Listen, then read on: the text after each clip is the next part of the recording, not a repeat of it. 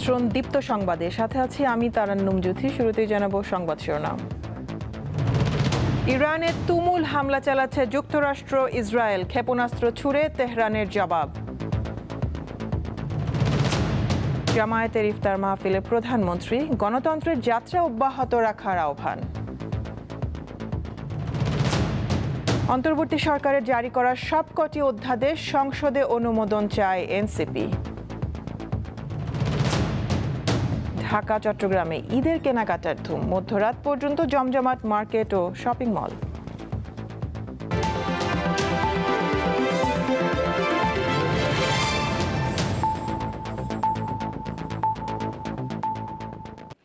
ইরানে যৌথ হামলা চালাচ্ছে যুক্তরাষ্ট্র ও ইসরায়েল। দক্ষিণাঞ্চলের একটি স্কুলে হামলায় অন্তত 85 শিক্ষার্থী প্রাণ হারিয়েছে। জবাবে ইসরায়েল এবং কাতার, কুয়েত, বাহরাইন, সৌদি আরব ও সংযুক্ত আরব আমিরাতে যুক্তরাষ্ট্রের বিভিন্ন সামরিক ঘাঁটিতে ক্ষেপণাস্ত্র ছুড়েছে ইরান। পরিস্থিতি মোকাবেলায় তেহরান থেকে নাগরিকদের সরে যেতে বলেছে ইরানের নিরাপত্তা কাউন্সিল। শনিবার ভোরে মুহুর্মুহু বিস্ফোরণে কেঁপে ওঠে ইরানের রাজধানী তেহরান। আকাশ ও সমুদ্র থেকে একযোগে বিভিন্ন এলাকায় যৌথ হামলা শুরু করে ইসরায়েল ও যুক্তরাষ্ট্রের বাহিনী। দেশটির সর্বোচ্চ নেতা আয়াতুল্লাহ আলী খামেনির সদর দপ্তর ও প্রেসিডেন্ট প্রাসাদের পাশাপাশি পরমাণু শক্তি কর্মসূচির কার্যালয়, গোয়েন্দা ও প্রতিরক্ষা মন্ত্রণালয়, সামরিক দপ্তর সহ বিভিন্ন গুরুত্বপূর্ণ স্থাপনায় আঘাত হানে ইসরায়েল ও যুক্তরাষ্ট্রের বাহিনী। তাৎক্ষণিকভাবে জবাব দিতে শুরু করে ইরান। ইসরায়েল ও মধ্যপ্রাচ্যে অবস্থিত যুক্তরাষ্ট্রের সামরিক ঘাঁটি লক্ষ্য করে ব্যাপক হামলা শুরু করে তেহরান। কাতারের আল উদেইদ বিমান ঘাঁটি, কুয়েতের আল সালেম বিমান ঘাঁটি, সংযুক্ত আরব আমিরাতের আল ধাফরা বিমান ঘাঁটি এবং বাহরাইনে যুক্তরাষ্ট্রের ৫ম নৌবহরের সদর দপ্তরের পাশাপাশি সৌদি আরবের রিয়াদ যুক্তরাষ্ট্রের সামরিক ঘাঁটিতে একাধিক ক্ষেপণাস্ত্র আঘাত হানে। ইরানের হামলার পরপরই জরুরি অবস্থা জারি করেছে ইসরায়েল। বন্ধ করে দেয়া হয়েছে আকাশসীমা এবং রাজধানী তেল আবিবের প্রধান বিমানবন্দর। ইরানি ক্ষেপণাস্ত্রের ঢেউ প্রতিহত করার চেষ্টা চালাচ্ছে ইসরায়েল। ইরানে বড় ধরনের অভিযান চালানো হয়েছে বলে জানান যুক্তরাষ্ট্রের প্রেসিডেন্ট ডোনাল্ড ট্রাম্প। বলেন, ইরানের ক্ষেপণাস্ত্র কর্মসূচি ধ্বংস ও ক্ষেপণাস্ত্র কারখানা পুরোপুরি গুঁড়িয়ে দেওয়া হবে। ইরানের বর্তমান ধর্মীয় শাসক গোষ্ঠীকে উৎখাত করতে দেশটির জনগণের প্রতি আহ্বান জানান ট্রাম্প। ইসরায়েল জানিয়েছে কয়েক মাস ধরে এই হামলার পরিকল্পনা করা হয়েছে। এমনকি হামলার তারিখ কয়েক সপ্তাহ আগেই ঠিক করা হয়েছিল বলে জানিয়েছেন দেশটির এক প্রতিরক্ষা কর্মকর্তা। যুদ্ধ শুরুর পরপর আকাশসীমা সাময়িকভাবে বন্ধ করে দিয়েছে ইরান। এছাড়া নিরাপত্তার স্বার্থে মধ্যপ্রাচ্যের বেশিরভাগ দেশ তাদের আকাশসীমা সাময়িকভাবে বন্ধ করে দিয়েছে। ইসরায়েল ও যুক্তরাষ্ট্রের যৌথ হামলার কারণে ইরানের ৩২টি প্রদেশের মধ্যে ২০টিতেই ব্যাপক ক্ষয়ক্ষতি হয়েছে। দক্ষিণাঞ্চলের একটি স্কুলে হামলার ঘটনায় অনেক শিক্ষার্থী প্রাণ হারিয়েছে। ইরান জানিয়েছে সর্বোচ্চ নেতা আয়াতুল্লাহ আলী খামেনি ও প্রেসিডেন্ট মাসুদ পেজেশকিয়ান সহ গুরুত্বপূর্ণ নেতারা নিরাপদে আছে। দেশটির এক কর্মকর্তা জানিয়েছে খামেনি তেহরানে নেই এবং তাকে নিরাপদ স্থানে সরিয়ে নেওয়া হয়েছে। ইরানে ইসরায়েল ও যুক্তরাষ্ট্রের যৌথ হামলার পর বিশ্বব্যাপী নিন্দার ঝড় বইছে। Norway, Sweden, Pakistan, Russia, Spain সহ বিভিন্ন দেশ কড়া ভাষায় এই আগ্রাসনের নিন্দা ও প্রতিবাদ জানিয়েছে। অন্যদিকে ইসরায়েল ও যুক্তরাষ্ট্রের প্রতি সমর্থন জানিয়ে যে কোনো সহায়তা করতে প্রস্তুত বলে জানিয়েছে ফ্রান্স। মধ্যপ্রাচ্যের দেশগুলোতে যুক্তরাষ্ট্রের বিভিন্ন ঘাঁটিতে হামলার নিন্দা জানিয়েছে সৌদি আরব, জার্মানি, যুক্তরাজ্য, ইউক্রেন সহ কয়েকটি দেশ। এদিকে যুদ্ধ ছড়িয়ে পড়ার পরিপ্রেক্ষিতে মধ্যপ্রাচ্যগামী সব ফ্লাইট স্থগিত করেছে বাংলাদেশ সহ অনেক দেশ। ইশরাত সুমা, দীপ্ত বার্তা কক্ষ। বিশ্বে জ্বালানি তেল মজুদের দিক থেকে তৃতীয় অবস্থানে ইরান। দেশটিতে রয়েছে দ্বিতীয় সর্বোচ্চ প্রাকৃতিক গ্যাসের মজুদ। ফলে বৈশ্বিক জ্বালানির বাজারে তেহরান ব্যাপক প্রভাব বিস্তার করে। পাশাপাশি পারমাণবিক কর্মসূচি রয়েছে দেশটির। এই কর্মসূচি নিয়ে যুক্তরাষ্ট্রের ব্যাপক আপত্তি। কিন্তু ইরান চায় নিজেদের মতো করে এগিয়ে যেতে, যা মানতে চায় না ওয়াশিংটন ও তার মিত্ররা। 1979 সালের ইসলামী বিপ্লবের পর থেকে পশ্চিমাদের চোখে ইরান যেন অবাধ্য রাষ্ট্র। পারমাণবিক কর্মসূচি, ইসরায়েল বিরোধী অবস্থান, মধ্যপ্রাচ্যে তেহরানের ক্রমবর্ধমান প্রভাব সব মিলিয়ে যুক্তরাষ্ট্রের এক সময়ের অন্যতম ঘনিষ্ঠ বন্ধুই বর্তমানে যুক্তরাষ্ট্রসহ পশ্চিমাদের সবচেয়ে বড় শত্রু। এই অবস্থার মধ্যেই কৌশলগত ভূ রাজনৈতিক অবস্থান ইরানকে ওই অঞ্চল এবং বিশ্বের একটি গুরুত্বপূর্ণ জায়গায় নিয়েছে। ইরানের ভৌগোলিক অবস্থান এবং প্রাকৃতিক সম্পদ তার রাজনৈতিক, অর্থনৈতিক এবং সামরিক ভাগ্য নির্ধারণে গুরুত্বপূর্ণ ভূমিকা পালন করে। দেশটিতে রয়েছে জ্বালানি তেল ও প্রাকৃতিক গ্যাসের বিশাল মজুদ। ইরান ক্যাসপিয়ান সাগর, পারস্য উপসাগর ও ওমান সাগরের সাথে সংযুক্ত হয়ে দেশটি পূর্ব ও পশ্চিমের মধ্যে বাণিজ্য ও জ্বালানি যোগাযোগের জন্য একটি গুরুত্বপূর্ণ সেতু। বিশ্বব্যাপী তেল রপ্তানির প্রধান রুট হিসেবে পারস্য উপসাগর এবং ওমান সাগর বিশ্ব অর্থনীতিতে অত্যন্ত গুরুত্বপূর্ণ ভূমিকা পালন করে এবং এই রুটগুলো নিয়ন্ত্রণকারী দেশগুলোর অন্যতম হওয়ায় বিশ্ব জ্বালানির বাজারে ইরানের ব্যাপক প্রভাব রয়েছে। পারস্য উপসাগরের অংশ হরমুজ প্রণালী বিশ্বব্যাপী তেল রপ্তানির জন্য সবচেয়ে গুরুত্বপূর্ণ রুটগুলির অন্যতম এবং ইরান এই রুট অনেকটাই নিয়ন্ত্রণ করে। ইরানের সীমান্ত অত্যন্ত গুরুত্বপূর্ণ। দেশটি ইরাক, তুর্কি, আফগানিস্তান এবং পাকিস্তানের মতো গুরুত্বপূর্ণ দেশগুলোর প্রতিবেশী। এসব প্রতিবেশী দেশ পুরো অঞ্চলে ইরানের কৌশলগত অবস্থানকে শক্তিশালী করেছে, যার ফলে আঞ্চলিক, রাজনৈতিক ও অর্থনৈতিক লেনদেন ও যোগাযোগে ইরান হয়ে আছে একটি গুরুত্বপূর্ণ রাষ্ট্র। পাশাপাশি এসব সীমান্ত আঞ্চলিক নিরাপত্তা, বাণিজ্যিক প্রবাহ ও মানুষের যাতায়াত ব্যবস্থাপনায় খুবই গুরুত্বপূর্ণ। পশ্চিম এশিয়া, মধ্য এশিয়া, ককেশাস ও পারস্য উপসাগরের সংযোগস্থলে ইরানের কৌশলগত অবস্থান দেশটিকে পূর্ব ও পশ্চিমের মধ্যে একটি সেতু করে তুলেছে। সার্বিকভাবে বলা যায়, অনন্য ভৌগোলিক ও কৌশলগত অবস্থান এবং বিপুল প্রাকৃতিক সম্পদের সমন্বয় ইরানকে আন্তর্জাতিক রাজনীতিতে একটি প্রভাবশালী ও গুরুত্বপূর্ণ রাষ্ট্রে পরিণত করেছে। ইশরাত সুমা, দীপ্ত বার্তাকক্ষ। এদিকে পাকিস্তান ও আফগানিস্তানের মধ্যকার সংঘর্ষ দ্বিতীয় দিনের মতো চলছে। দুই দেশ সীমান্তে একে অপরের বিভিন্ন স্থাপনায় হামলা চালাচ্ছে। ইসলামাবাদের অভিযোগ, তালেবানরা তাদের ভূখণ্ডে পাকিস্তানের তেহরিকি তালেবান জঙ্গিদের আশ্রয় দিচ্ছে, যারা পাকিস্তানে নানা সন্ত্রাসী কর্মকাণ্ডে যুক্ত। তবে তালেবান এই অভিযোগ অস্বীকার করে বলেছে, ইসলামাবাদ তাদের ব্যর্থতা ঢাকতে কাবুলকে দায়ী করছে।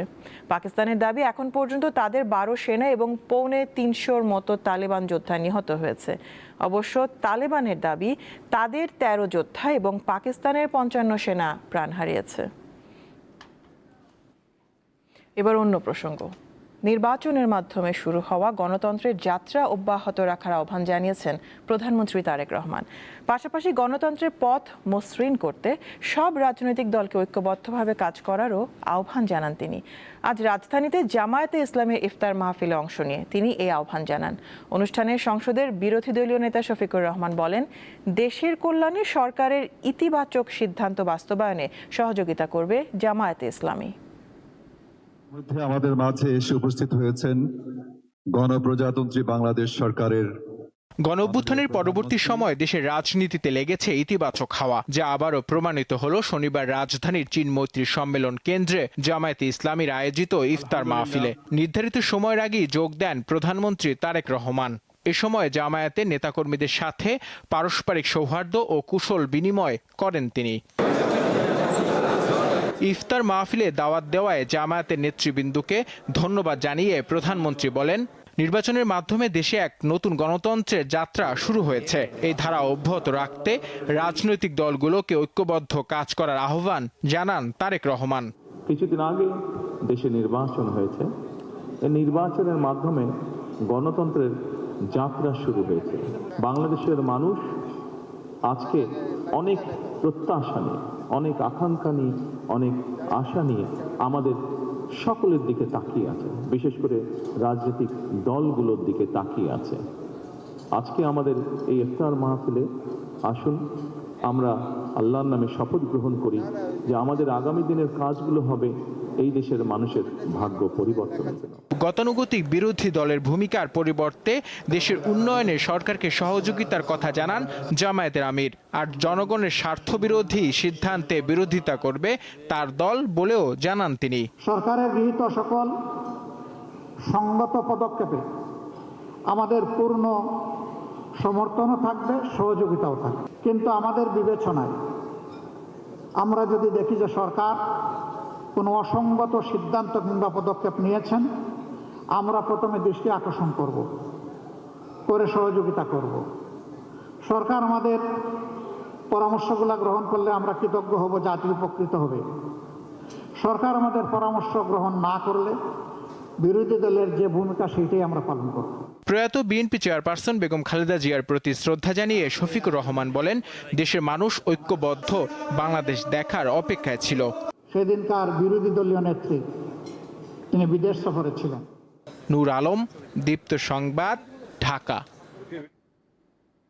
অন্তর্বর্তী সরকারের জারি করা সব অধ্যাদেশ জাতীয় সংসদে অনুমোদনের দাবি জানিয়েছেন জাতীয় নাগরিক পার্টি এনসিপির আহ্বায়ক ও সংসদের বিরোধী দলীয় চিফ হুইপ নাহিদ ইসলাম।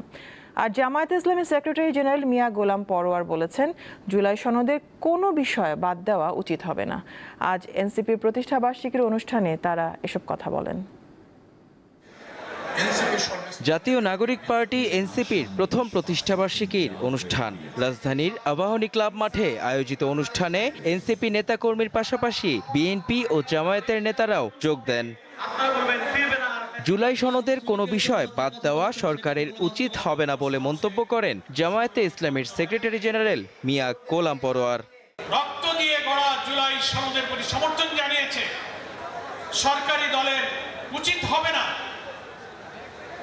গণভোটে হায় জয়যুক্ত হয়ে জুলাই সনদের যে প্রতিটি বাক্য, প্রতিটি শব্দের প্রতি মানুষের যে সমর্থন, সেগুলো বাস্তবায়ন না করে তার কোনো ব্যতিক্রম, কোনো সামান্য বিচ্যুতিও কিন্তু এদেশের জনগণের কাছে মোটেই পছন্দ হবে না, সেটা আমাদের কাছে কাম্য হবে না।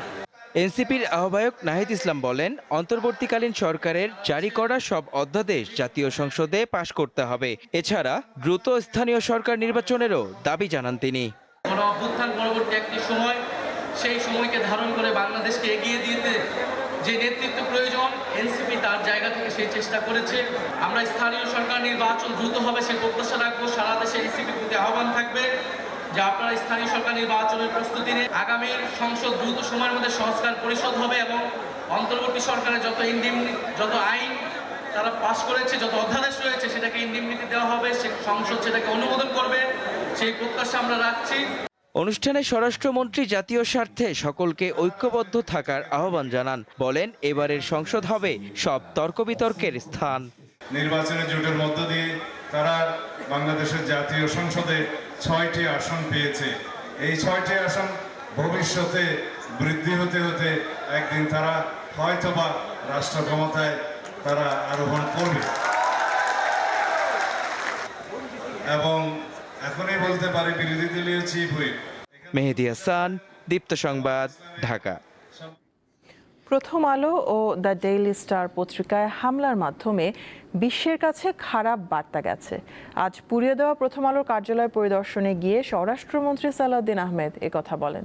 হামলার ঘটনা তদন্ত করে 2 মাসের মধ্যে অভিযোগপত্র দেওয়ার নির্দেশ দিয়েছেন তিনি। একই দিন ডেইলি স্টার কার্যালয়ও পরিদর্শন করেন স্বরাষ্ট্রমন্ত্রী। 2025 সালের 18 ডিসেম্বর রাতে উগ্রবাদীদের হামলার শিকার হয় প্রথম আলো ও ডেইলি স্টার পত্রিকার প্রধান কার্যালয়। শনিবার পুড়িয়ে দেয়া প্রথম আলো ভবনে চলা ব্যতিক্রমী শিল্পকর্ম দেখতে আসেন স্বরাষ্ট্রমন্ত্রী, পররাষ্ট্রমন্ত্রী এবং তথ্য ও সম্প্রচার মন্ত্রী। দীর্ঘক্ষণ এই তাণ্ডবের চিহ্ন দেখেন তারা। পরে স্বরাষ্ট্রমন্ত্রী বলেন, এই ধরনের হামলা মোটেও গ্রহণযোগ্য নয়। দেশের যারা বলতে গেলে প্রগতির বিরুদ্ধে, যারা সাম্প্রদায়িক এবং উগ্রবাদী শক্তি, তাদের একটা রমরমা ভাব ছিল। এই মেসেজটা সারা পৃথিবীতে গিয়েছে। আমি তদন্তের অগ্রগতি কি সেটা জানতে চেয়েছি এবং আগামী 2 মাসের মধ্যে তদন্ত কার্যক্রম, সুষ্ঠু তদন্ত কার্যক্রম সমাপ্ত করে চার্জশিট দাখিলের জন্য নির্দেশনা দিয়েছে। এই হামলায় উস্কানিদাতাদের আইনের আওতায় আনার কথা বলেন তথ্য ও সম্প্রচার মন্ত্রী। এই ধরনের সীমানার বাইরের যে কোনো অপরাধকে কিভাবে যুক্ত করা যায় তার জন্য সংশ্লিষ্ট আইনগুলিকে কিন্তু স্পিরিটের দিক থেকে অবশ্যই অপরাধী যেখানেই বাস করুক বা অপরাধের প্রশ্রয় যদি কেউ দিয়ে থাকে প্রমাণিত হয় অবশ্যই সরকার সেটাকে বিবেচনার মধ্যে নেবে। প্রথম আলো ও ডেইলি স্টারে হামলার সুষ্ঠু বিচার ও দৃষ্টান্তমূলক শাস্তির উপর গুরুত্বারোপ করেন পররাষ্ট্রমন্ত্রী খলিলুর রহমান। এই ধরনের ঘটনা আমাদের দেশে আর ঘটবে না। প্রধানমন্ত্রীর উপদেষ্টা জাহিদুর রহমান ও এনসিপির উত্তরাঞ্চলের মুখ্য সংগঠক সার্জিস আলমও প্রথম আলোর পুড়িয়ে দেয়া ভবন দেখতে আসেন। আলোয়ান খান, দীপ্ত সংবাদ, ঢাকা।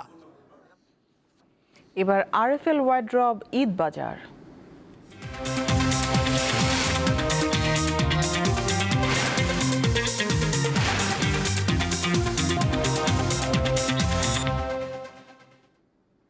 ঈদ যত এগিয়ে আসছে রাজধানীর শপিং মলগুলোতে ততই জমে উঠছে কেনাকাটা। বড়দের পাশাপাশি পছন্দের কেনাকাটায় ব্যস্ত শিশুরাও। আগামী সপ্তাহ থেকে বেচা বিক্রি আরও বাড়বে বলে আশা বিক্রেতাদের। ভিড় এড়িয়ে চলতে একটু আগেভাগেই এক দোকান থেকে অন্য দোকানে ঘুরে বেড়াচ্ছেন নগরবাসী, করছেন পছন্দমতো কেনাকাটা।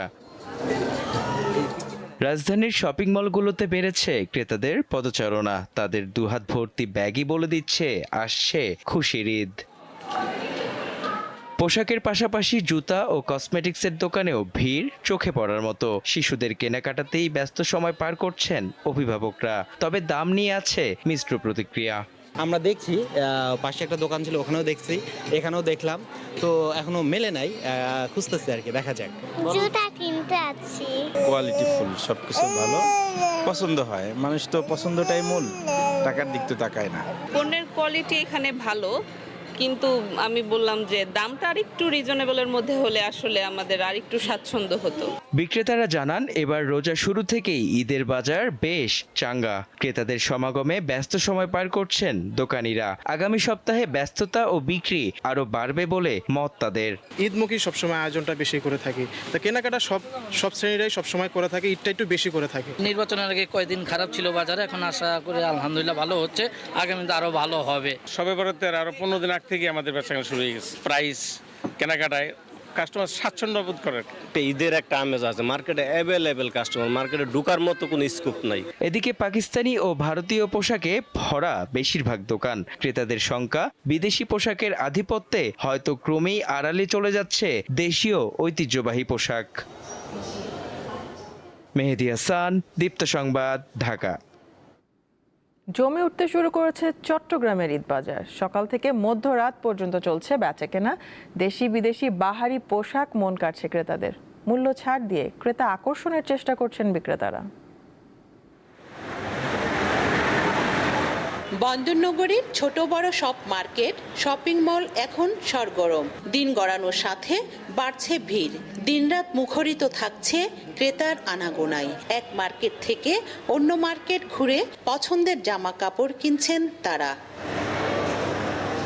শিশু কিশোর ও তরুণ তরুণী সহ নানা বয়সীরা আসছেন পছন্দের কাপড় কিনতে। তবে নারীদের ভিড় বেশি। পরিবার নিয়ে আগাম কেনাকাটা সেরে নিচ্ছেন অনেকে। পছন্দের পোশাক ও জুতো কিনতে পেরে খুশি ক্রেতারা। শপিং অলমোস্ট ডান, আর জুতাটাই বাকি ছিল, সেজন্য আমি করতে আসছি। আমার হাজবেন্ড আর আমার ছেলের জন্য কম্বো, একই রকম পাঞ্জাবি দেখছিলাম আর কি। আমার খুব ভালো লেগেছে, অনেক নতুন নতুন ভ্যারাইটি এসেছে। পিছিয়ে নেই ছেলেরাও। বরাবরের মতোই ঈদে প্রথম পছন্দ পাঞ্জাবি। গরমে আরাম পেতে সুতি কাপড়ের পাঞ্জাবির চাহিদা এবার বেশি। শপিং করে ভালো লাগছে, কালেকশন অনেক নতুন নতুন কালেকশন আছে। দামটা কিছুটা বেশি, আর একটু রিজনেবল হলে ভালো হতো। আমি এই পাঞ্জাবিটি নিয়েছি আমার আপুর কাপড়ের সাথে ম্যাচ করে। ঈদের আনন্দ মানে নতুনত্ব। বিষয়টি মাথায় রেখে বাহারি পোশাকের পসরা সাজিয়েছেন দোকানিরা। বেচাকেনা ভালো চলছে বলে জানান বিক্রেতারা। এই মার্কেটটা হচ্ছে আমাদের আসলে খুব একটা ফেমাস হয়েছে চিটগংয়ের মধ্যে, কারণ একই ছাদের নিচে আসলে অনেকগুলো ব্র্যান্ড আসলে ক্রিয়েট একসাথেই পাওয়া যাচ্ছে, যেটার জন্য কাস্টমারও খুব সন্তুষ্ট বোধ করছে আমাদের সাথে একসাথে। ফার্সিটাই বেশি চলতেছে, ফার্সিটা আপনার মেয়েরা আসতেছে অনলাইনে দেখতেছে ফার্সি, আমরাও সেল করতেছি ফার্সি, এবছর ফার্সিটা বেশি চলতেছে। আমাদের প্রত্যেকটা প্রোডাক্টই কোয়ালিটি সম্পন্ন, সো আমাদের ওনার মানে চিন্তা করে কাস্টমারদেরকে মানে ভালো কিছু দেওয়ার চেষ্টা করে। পোশাকের পাশাপাশি কসমেটিক, জুয়েলারি, ব্যাগ আর জুতো কিনতে দোকানগুলোতে ভিড় করছেন ক্রেতারা। রুনা আনসারি, দীপ্ত সংবাদ, চট্টগ্রাম। চাঁদার দাবিতে চট্টগ্রামের চকবাজার থানার চন্দনপুরা এলাকায় এক ব্যবসায়ীর বাড়ি লক্ষ্য করে গুলিবর্ষণের অভিযোগ উঠেছে। পুলিশ জানিয়েছে আজ ভোর 6টার দিকে চট্টগ্রাম ভিত্তিক স্মার্ট গ্রুপের মালিক মুজিবুর রহমানের বাড়িতে এই ঘটনা ঘটে। এতে হতাহতের কোনো খবর পাওয়া যায়নি। এ বিষয়ে থানায় মামলা বা জিডি করা হয়নি বলে নিশ্চিত করেছে পুলিশ, তবে মৌখিকভাবে বিষয়টি পুলিশের ঊর্ধ্বতন কর্মকর্তাদের জানানো হয়েছে।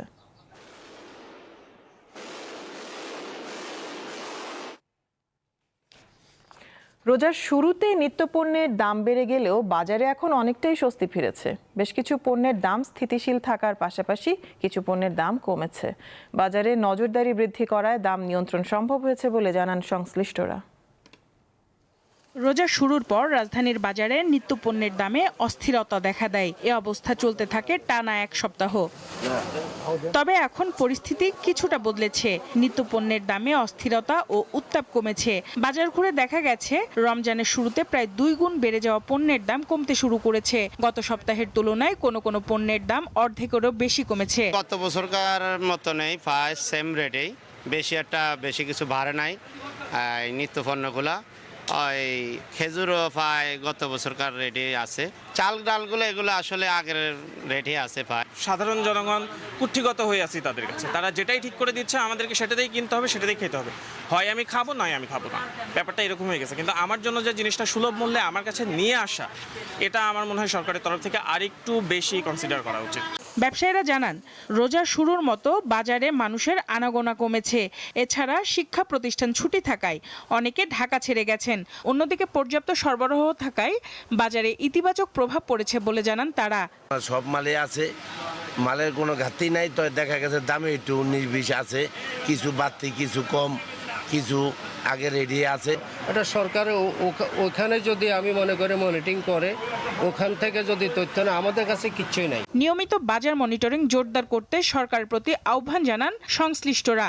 আসলে এই সিন্ডিকেট ভাঙার মতো আমাদের কোনো ছোট ক্রেতাদের আসলে কোনো সুযোগ নাই। সবার জায়গা থেকে সচেতন না হয়, এটা প্রতিবাদ আমরা কিছুই পাবো না। যে কোনো উপায়ে নিত্যপণ্যের ন্যায্য মূল্য নিশ্চিত করার দাবি জানান ক্রেতা বিক্রেতারা। সঞ্জিতা প্লাবনী, দীপ্ত সংবাদ, ঢাকা।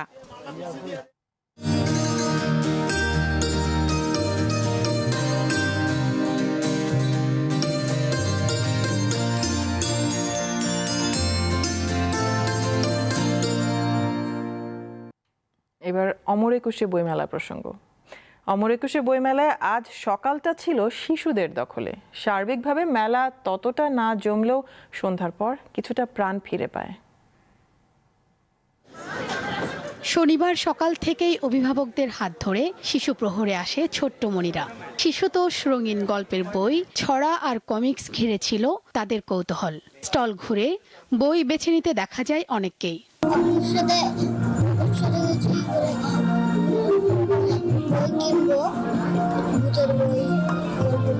তবে দুপুর গড়াতেই মেলার চিত্র বদলে যায়। ছুটির দিন হওয়া সত্ত্বেও সারাদিন দর্শনার্থীর উপস্থিতি ছিল একেবারেই কম। বেশিরভাগ স্টল ছিল ফাঁকা। অনেক স্টলে এখনো বই ওঠেনি, চলছে সাজসজ্জার কাজ। অন্যবারের তুলনায় এবার পাঠকের উপস্থিতি কম বলছেন বিক্রেতারা। ইফতারের পর মোটামুটি পাঠক সংখ্যা আবার পাঠকের একটা ভিড় দেখা যায়। সন্ধ্যার পর পাঠকের আনাগোনা বাড়লে কিছুটা জমে ওঠে মেলা। বইমেলা তো সবসময় আমাদের অনেক আবেগের জায়গা। একুশের বইমেলা আমাদের অনেক উৎসাহ উদ্দীপনা থাকে। জুলাই বিপ্লবের একটা বই কিনে দিলাম, আর কয়েকটি স্টল ঘুরি। এই মুহূর্তে যেটা হাতে আছে এটা এখন বঙ্গবন্ধু সংক্রান্ত বই আমার। তৃতীয় দিনে মেলায় এসেছে 38টি নতুন বই। বইমেলার প্রতিটি ধূলিকণায় যেন মিশে আছে পাঠকের ভালোবাসা এবং আবেগ। বিক্রেতারা বলছেন বেচাকেনা এখনও প্রাথমিক পর্যায়ে, তবে উৎসাহী পাঠকের এমন আনাগোনা তাদের আশাবাদী করে তুলছে। শিউলি শবনম, দীপ্ত সংবাদ, অমর 21 বইমেলা, ঢাকা। শেষ করব দীপ্ত সংবাদ শিরোনামগুলো জানাবো আরো একবার। ইরানে তুমুল হামলা চালাচ্ছে যুক্তরাষ্ট্র ইসরায়েল, ক্ষেপণাস্ত্র ছুড়ে তেহরানের জবাব। জামায়াতের ইফতার মাহফিলে প্রধানমন্ত্রী গণতন্ত্রের যাত্রা অব্যাহত রাখার আহ্বান। অন্তর্বর্তী সরকারের জারি করা সবকটি অধ্যাদেশ সংসদের অনুমোদন চায় এনসিপি। ঢাকা চট্টগ্রামে ঈদের কেনাকাটার ধুম, মধ্যরাত পর্যন্ত জমজমাট মার্কেট ও শপিং মল।